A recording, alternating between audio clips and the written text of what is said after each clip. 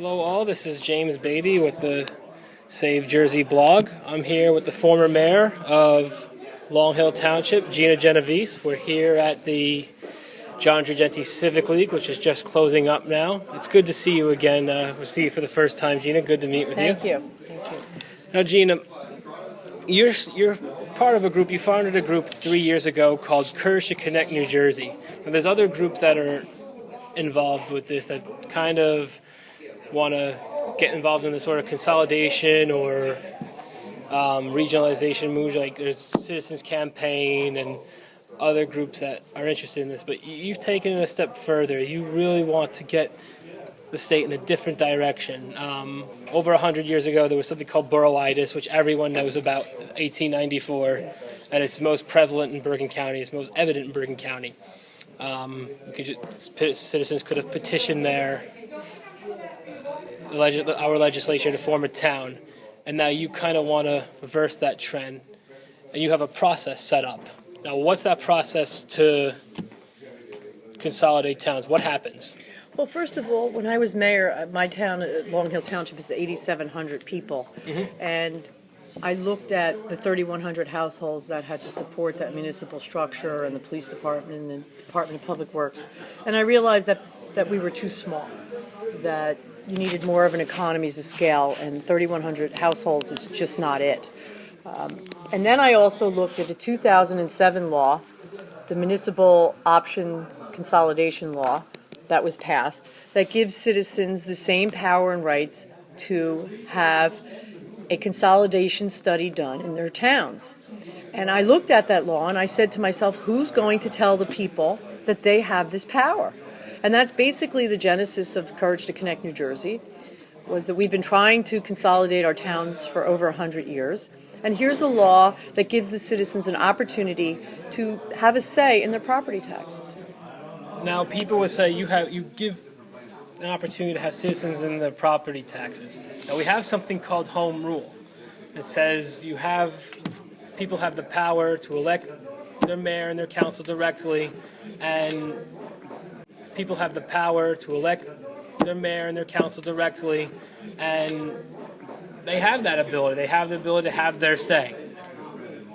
Talk about maybe is there a fallacy with that? They say, we already have this. We already have, it's already solved. It's already done, taken care of, and you come in and say, not so fast. Well, basically, it's an education, and it has to come from the people. So I don't really tell people that they have to do this or that they should do it. It has to come from them saying, maybe 566 separate governments in New Jersey performing 80% of the same services is a little redundant and maybe costing our property taxes to be the highest in the nation. And if that's the case, then they're going to probably come to our organization and figure out what they can do and hopefully do it. Now, and as far as the mayor's concerned, the Princetons that have consolidated, they're still going to have a governing body and a mayor. Yeah, during the presentation, you talked a little bit about Princeton Township and Princeton Borough. And on 3 separate occasions over the past several years, they made attempts to consolidate, which is something of a 4-letter word if it wasn't so long.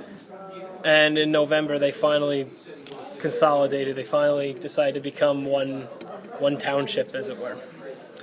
Now, talk about a little bit of any impact your organization had and how that sort of process came about. Well, actually, we didn't have anything to do with that process. It was the mayors that drove the process. They did the resolutions, and they were on the Consolidation Study Commission. And as you said, on the 4th try, there is no stranger to consolidation. But they were reducing their services by 18%, and they realized that they were potentially better together. And so they decided to do a consolidation study and a shared service study to share the police and the DPW, and the commission overwhelmingly said, no, let's put this on the ballot and consolidate. And subsequent to their success, we went down there and we said, listen, it would be great if you took what you learned because you were a successful consolidation study commission, and share that with the rest of New Jersey. And so they actually have a section in our guidebook now, about 4 or 5 pages, that goes through the duties and responsibilities of a commissioner, what you have to look for, some of the things that they could have done better, perhaps. And so it's this building and growing on some successes that we've had in New Jersey, and that's what we're also going to do with the implementation process. That we've had in New Jersey, and that's what we're also going to do with the implementation process. Right.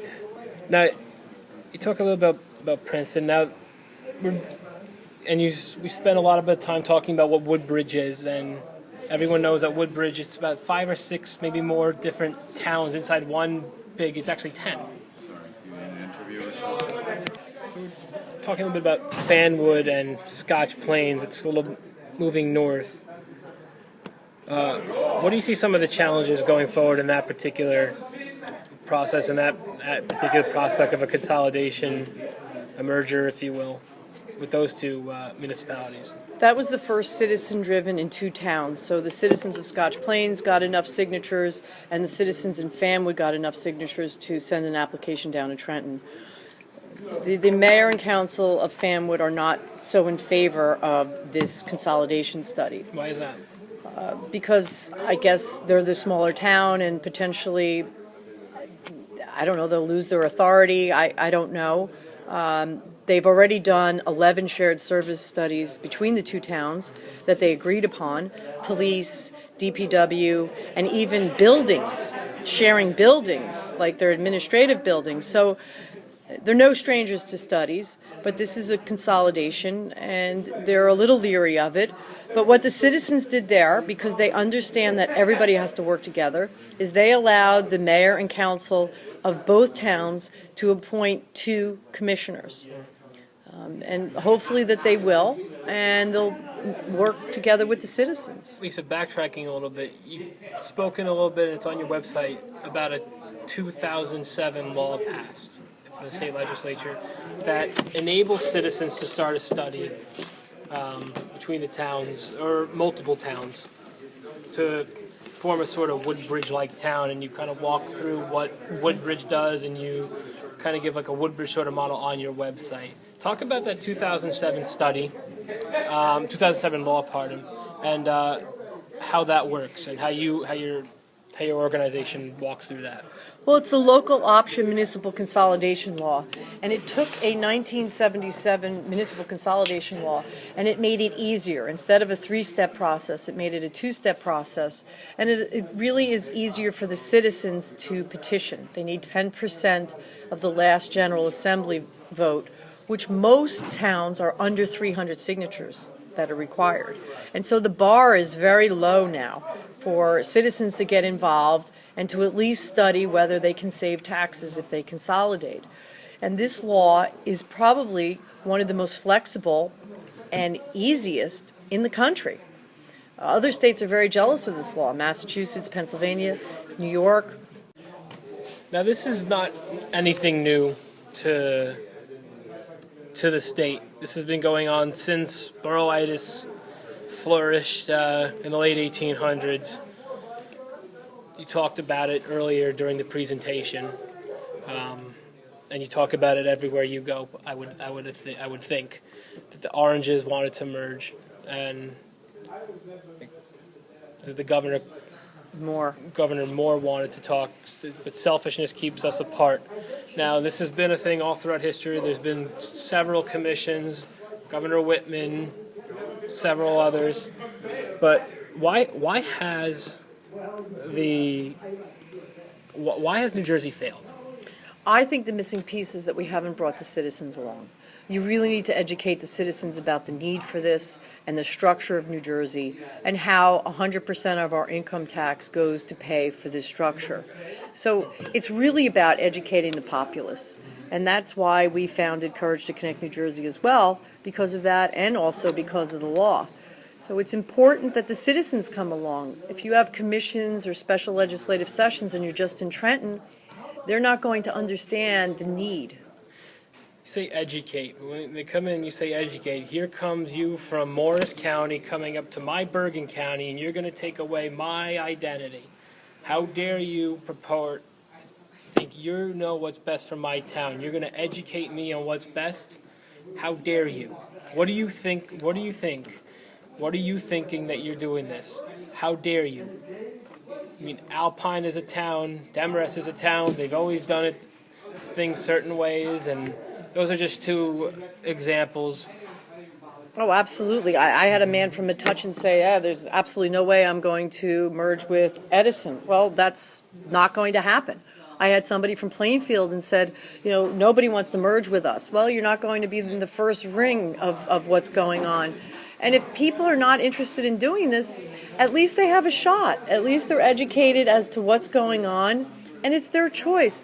You know what's great about having this nonprofit is I work with so many citizens. We work with so many citizens and elected officials that, there's enough out there that see the need, and that's really who we focus on. If people are not interested, then they're not interested.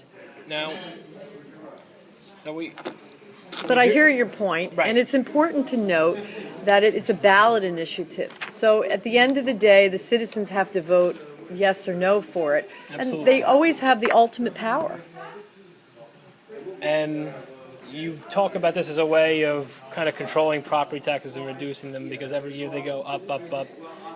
Assemblyman Eustace Maywood made that point, Democrat from the 38th district where I live. But New Jersey Biz published a study from a moving company, district where I live.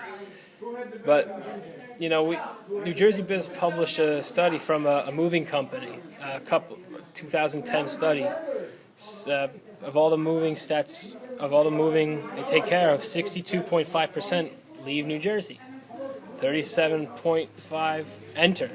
It's not seem to be a lot of income of new people coming into the state. One of the things has to be the taxes. When you think about that, is that something that's considered when you look into a study like in Princeton, in in Scotch Plains, Fanwood? Well, I don't know if 566 municipalities are sustainable in the 21st century. I really do not know that. And the idea is that we really have to talk about it.